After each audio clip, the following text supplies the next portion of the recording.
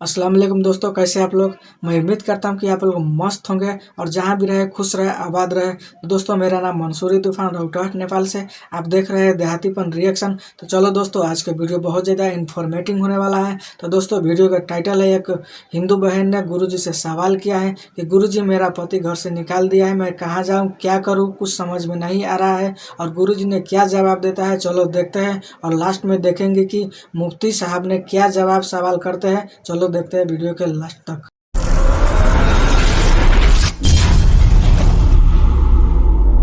तो अगर पति गलती करता है तो पत्नी को क्या करना चाहिए, मुझे ये बताइए बस। सबसे पहले अगर पति ने एक गलती की, पत्नी ने माफ़ कर दी, फिर दोबारा गलती की, फिर माफ़ कर दी, ऐसे ही अगर 5 से 7 बार उसने गलती की और पत्नी ने माफ़ कर दिया, तो अब उस पत्नी का क्या कर्तव्य है कि उसे क्या करना चाहिए। उस पति के साथ ही रहना चाहिए, गलती करते रहो, माफ़ करते रहो, या फिर कोई और सोल्यूशन है।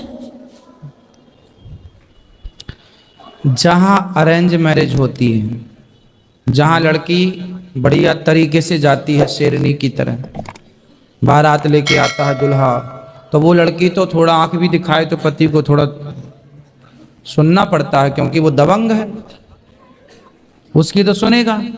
लेकिन आपकी नहीं सुन पा रहा है वो, क्योंकि आप भाग के गई हैं। समझो इस बात को, वो जो आप भाग के चली गई, नहीं तो वो जो गलती हुई वो तो हुई, लेकिन अब उस चीज का क्या सॉल्यूशन हो सकता है। उसका दंड, अभी उसका दंड है, ये जो आपको मिल रहा है उसका दंड है। तो इसके लिए क्या कर सकते हैं, कोई सॉल्यूशन। अब इसका सलूशन क्या है, चुप रहो।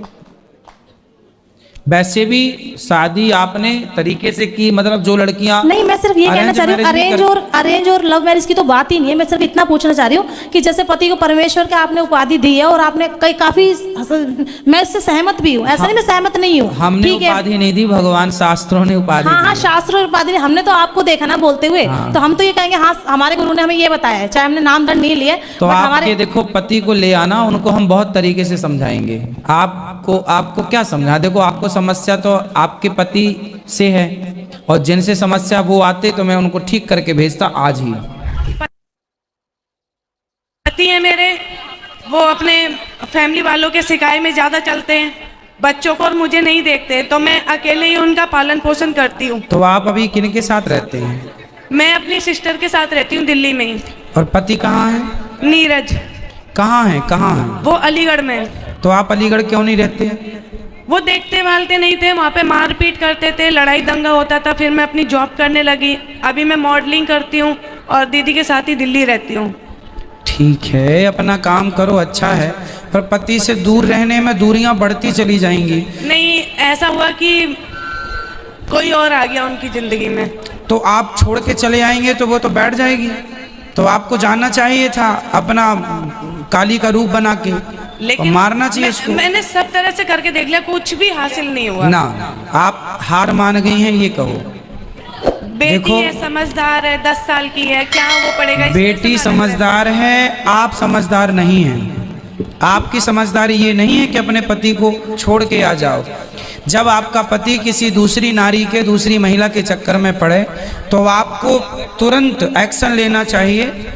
जिस महिला से उसका चक्कर है, उस महिला को आप जाके अपना काली का रूप दिखाओ। मैंने सब कुछ किया, सब कुछ किया, लेकिन कौन है वो महिला।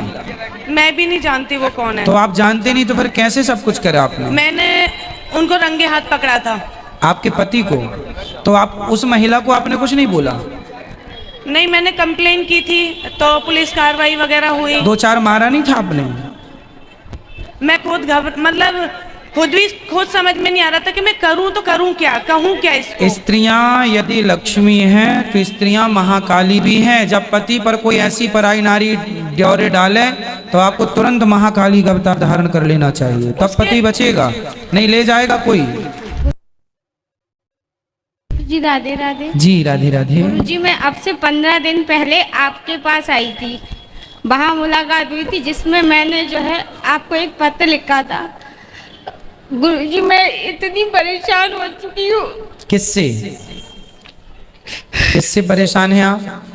रोइए मत, बताइए क्या परेशानी है आपकी, हमें बताइए। गुरुजी रोज सुबह उठती हूँ, एक समस्या मेरे सामने खड़ी होती है। कौन सी बताइए। मेरी माता जी। गुरुजी राधे राधे।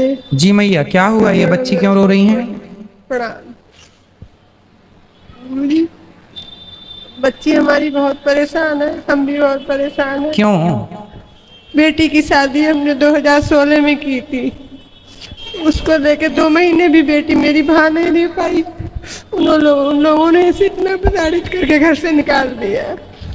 तो निकालने के बाद ये तब से आपके पास मायके में है? जी मायके तो वो में। ससुराल वाले क्या चाहते हैं?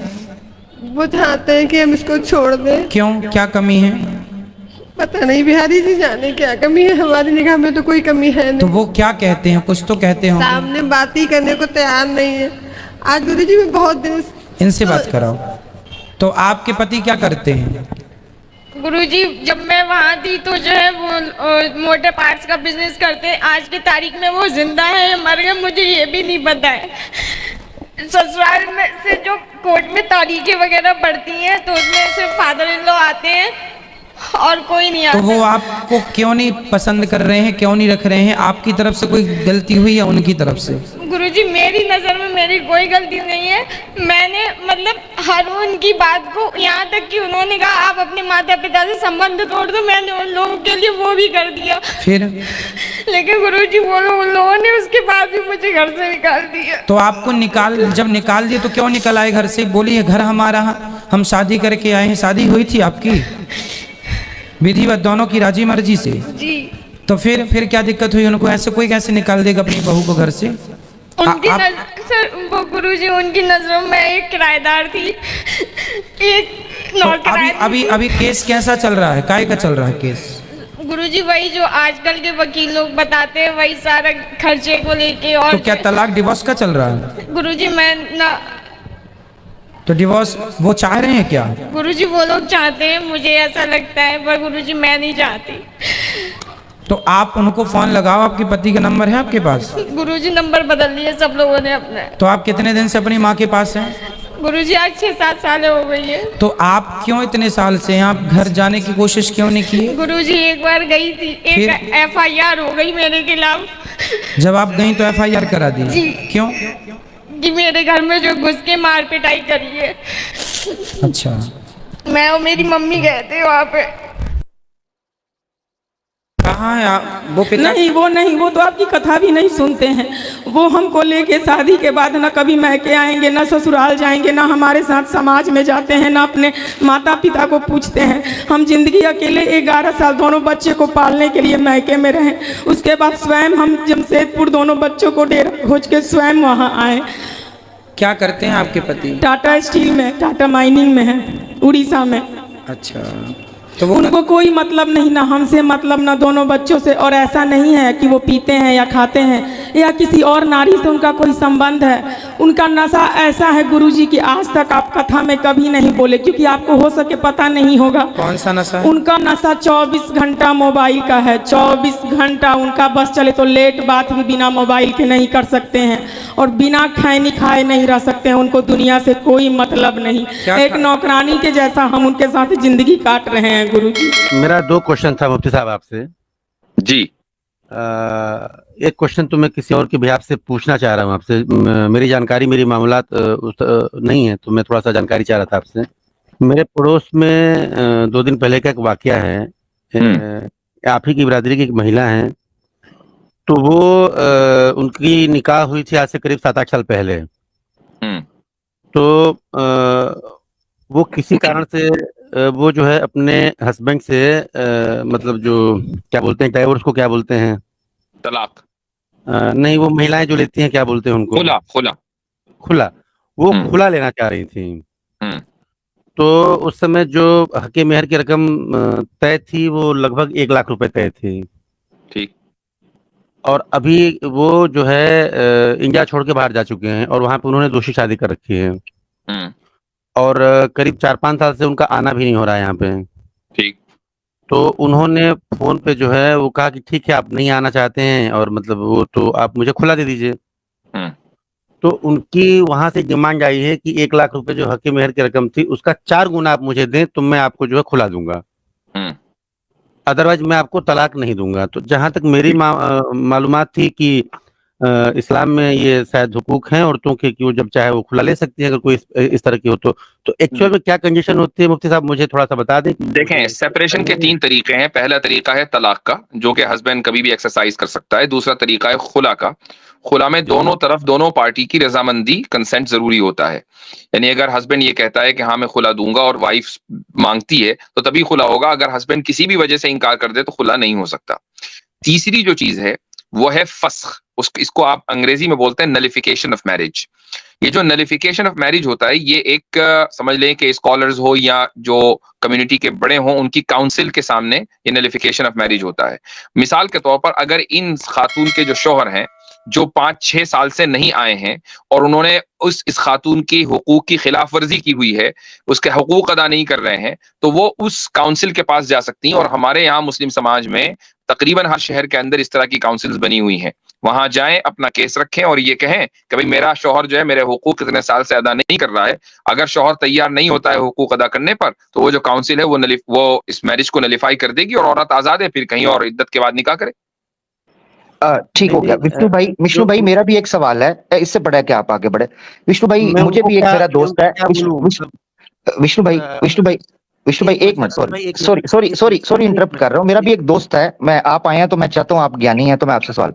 मेरा एक दोस्त है मिडिल ईस्ट के अंदर, हिंदू है, वो जात से ब्राह्मण है और हिंदू है, वो बड़ा कट्टर सनातनी भाई है, हमारा मंदिर भी जाता है और शास्त्रों का फॉलो भी करता है। तो इंडिया की एक उसकी वाइफ से भी जारी बात है वो केस आया सामने। तो उसकी वाइफ जो है वो बड़ी परेशान थी कि ये 5-6 साल हो गए हैं इंडिया नहीं आ रहे और जो है ना मैं फंस गई हूँ, अकेली हूँ, मुश्किल पड़ रही है। तो मैंने उसको कहा, मैंने उनकी जो भाभी थी ऑब्वियसली वो हिंदू जो भाई हैं उनकी वाइफ थी, तो मैंने उनको कहा आप डिवोर्स ले लें। विष्णु भाई वो सुन लेना जरा, आपका भी केस था मेरा भी केस आ गया ना जी। तो मैंने कहा आप डिवोर्स ले लें। तो वो आगे से बोली कि ये सनातनी कहता है जी हमारे धर्म के अंदर तो डिवोर्स की कोई ऑप्शन ही नहीं है। और मैंने कहा कि जी वो प्रॉपर्टी का मामला, तो कहते हैं मनुस्मृति में लिखा है प्रॉपर्टी भी कोई नहीं है औरत की, उसको चाहिए कि जब तक जीवित रहे बाप के अंडर रहे और बाप मर जाए तो पति के अंडर आ जाए, पति मर जाए तो बेटे के अंडर आ जाए, उसकी कोई प्रॉपर्टी नहीं है। तो मैं बड़ा परेशान हूं, मैं चाहता हूं ये मसला भी आपसे हल करवाया जाए, इस बारे में क्या कहते हैं आप जी। हिंदू मैरिज एक्ट 1956 नहीं सनातन धर्म ना जी, सनातन धर्म। अगर आपने मुझसे क्वेश्चन पूछा तो आप उसका आंसर ले लें प्लीज। मैं सनातन धर्म से उत्तर चाहता हूँ, आप नया उत्तर ना दीजिए। आपके प्रश्न के आप देखिए जो प्रश्नकर्ता होते हैं वो 2 तरह के होते हैं, एक वो जो वास्तव में जानकारी चाहते हैं। नहीं मैं सनातन से जानकारी चाहता हूँ। मुफ्ती साहब से वो था, प्लीज आप मेरा क्वेश्चन नहीं मुझसे बात कोई करता क्यों नहीं, मुझे तो ये नहीं समझ आ रही। मेरा और वो आपका केस था, मेरा भी तो सवाल था ना जी। सर आप सीधे बाइक, हिंदुस्तान में हिंदू विवाह अधिनियम चलता है सर, आप किसी भी कोर्ट में जाए आपको डिवोर्स मिल जाएगा। नहीं वो कहता है मैं ब्राह्मण जाति का हूँ, मैं शास्त्रों को मानता हूँ, मनुस्मृति में कोई भी नहीं है, ना वेदों में अधिकार दिया है। ब्राह्मण सारे ब्राह्मणों के ऊपर क्या बोलते हैं ये भारतीय विवाह अधिनियम 1956 चलता है। तो आप ये मान रहे हैं प्रभाकर जी, आप ये मान रहे हैं कि आप लोगों ने सनातन धर्म को बिल्कुल लगता है, कोई मसला ही नहीं है। आपने ये मान लिया कि सनातन धर्म में रिफॉर्म हो गया हिंदू मैरिज एक्ट के जरिए। मुफ्ती साहब क्वेश्चन आमिर भाई ने कहाँ से कहाँ लेके गए वो नहीं मैंने चलिए मैं तो बहुत दूर नहीं लेकर गया, मैं तो आप ही की बात पर थोड़ा सा इजाफा करना चाह रहा था। आप ये मानकर चल रहे हैं ना कि हिंदू मैरिज एक्ट ने सनातन धर्म में रिफॉर्म कर दिया, ये बात सही है ना? मैं वो जो क्वेश्चन बीच में छूट गया था मैं उसको पूरा कर लूं। इसका जवाब नहीं देना चाहेंगे आप? चले ठीक।